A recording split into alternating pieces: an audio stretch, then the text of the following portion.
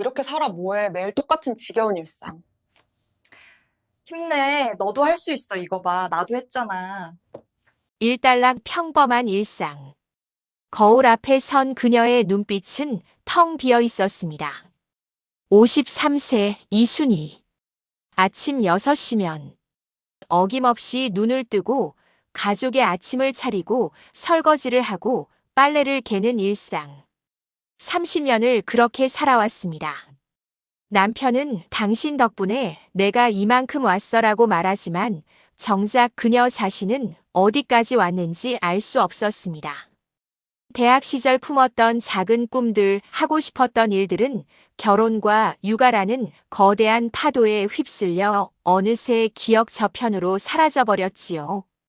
아이들은 이미 독립했고 남편은 여전히 바쁩니다. 그녀에게 남은 것은 텅 빈 집과 텅 빈 시간, 그리고 나는 대체 누구인가? 라는 질문뿐이었습니다. 마치 오래된 앨범 속 흑백 사진처럼 색이 바랜 자신의 모습이 낯설기만 했습니다. 이달락 작은 균열. 변화는 아주 사소한 순간에 찾아왔습니다.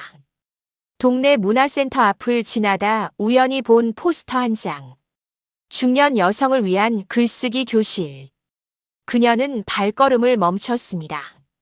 가슴 한편에서 무언가가 쿵 하고 울렸습니다.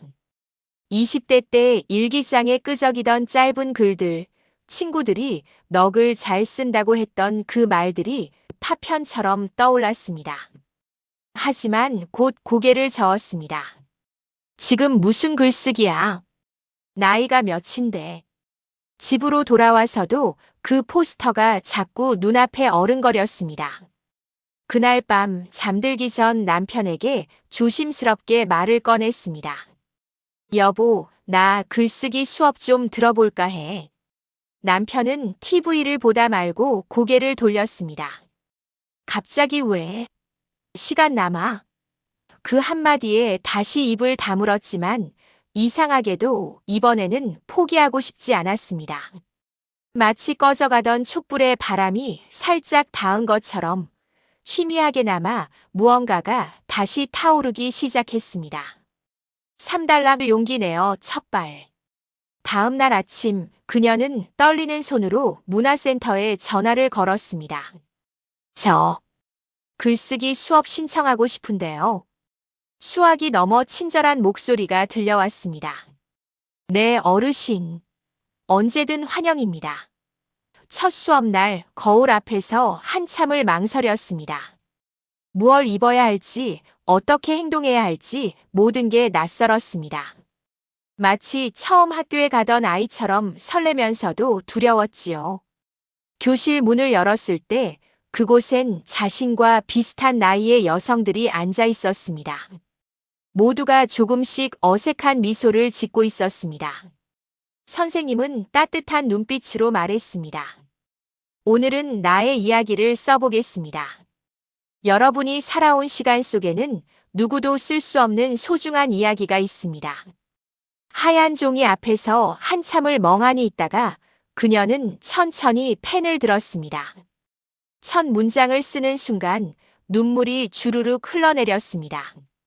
30년 만에 처음으로 나에 대해 쓰고 있었으니까요. 사달랑 시련과 갈등. 하지만 변화는 쉽지 않았습니다. 수업이 있는 날이면 남편은 불편한 기색을 감추지 않았습니다. 저녁은 어떡하고? 집안일은 다 했어. 아이들도 전화로 한마디씩 했습니다. 엄마, 그런 거에서 뭐 해? 취미라도 실용적인 걸 하지. 주변의 시선도 따가웠습니다. 동네 사람들은 나이 들어 무슨 글쓰기냐며 고개를 저었습니다. 그녀 자신도 의심이 들었습니다. 내가 지금 뭐 하는 걸까? 이게 맞는 걸까? 어느 날은 수업을 빠지고 싶은 마음이 굴뚝 같았습니다.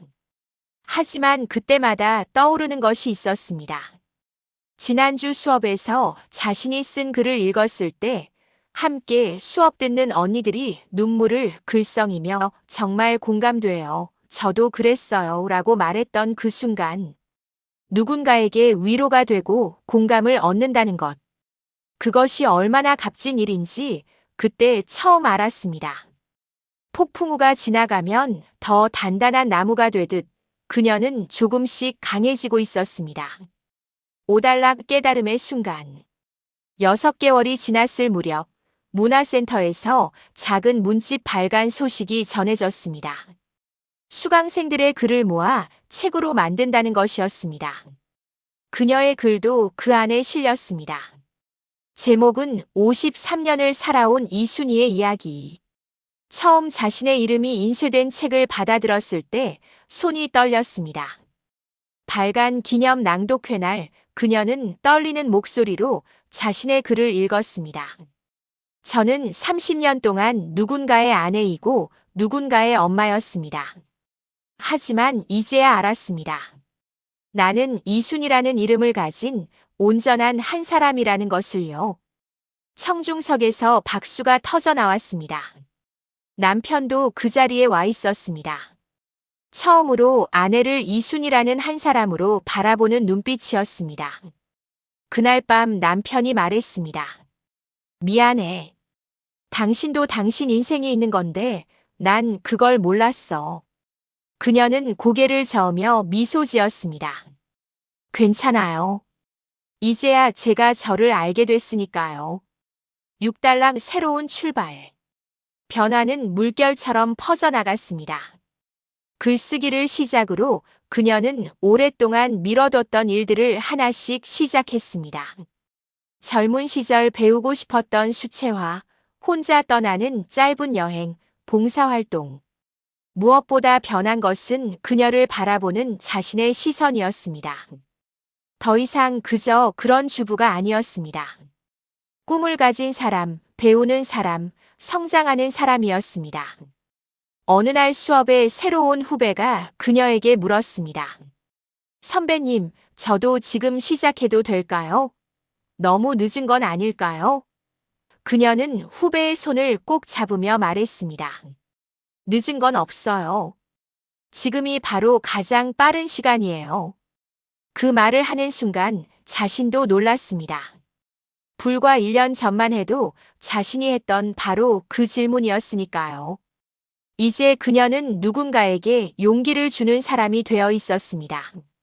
마치 어둠 속에서 등불을 밝혀 길을 안내하는 사람처럼요. 7달락 성장한 모습. 1년 후 이순희 씨는 지역 도서관에서 중년 여성을 위한 글쓰기 모임을 직접 이끌고 있었습니다. 매주 모이는 여성들은 그녀를 보며 희망을 발견했습니다. 저분도 하셨는데 나도 할 수 있겠다는 용기를 얻었지요. 그녀의 두 번째 에세이집 출간 소식도 들려왔습니다. 제목은 지금 여기서 다시 시작하는 우리. 책 속에는 그녀와 함께 공부한 중년 여성들의 이야기가 담겨 있었습니다. 이제 그녀의 하루는 30년 전과는 완전히 달랐습니다. 여전히 가족을 챙기지만 이제는 자신을 위한 시간도 당당히 가졌습니다. 거울 앞에 선 그녀의 눈빛은 더 이상 텅 비어 있지 않았습니다. 빛나고 있었습니다. 마치 오랜 겨울을 견뎌낸 나무가 봄을 맞아 새싹을 틀 듯 그녀는 완전히 새로운 사람으로 피어나고 있었습니다. 8달러 메시지. 지금 이 글을 읽고 계신 당신. 혹시 나는 이미 늦었어라고 생각하고 계신가요? 혹시 나이가 너무 많아라고 포기하고 계신가요? 이순희 씨도 그랬습니다. 53세에 시작했습니다. 주변의 만류도 자기 의심도 많았습니다. 하지만 그녀는 용기 냈습니다. 그리고 지금 완전히 다른 삶을 살고 있습니다. 당신도 할 수 있습니다. 나이는 숫자일 뿐입니다. 중요한 건 지금 이 순간 당신의 마음속에서 타오르는 작은 불씨입니다. 그것이 무엇이든 한번 해보세요. 그림이든 음악이든 공부든 여행이든 당신이 하고 싶었던 그 일을 시작하세요. 지금이 바로 가장 빠른 시간입니다. 당신의 인생은 아직 끝나지 않았습니다. 아니, 이제 막 진짜 당신의 이야기가 시작되는 것입니다. 당신도 주인공이 될 수 있습니다. 바로 지금 여기서.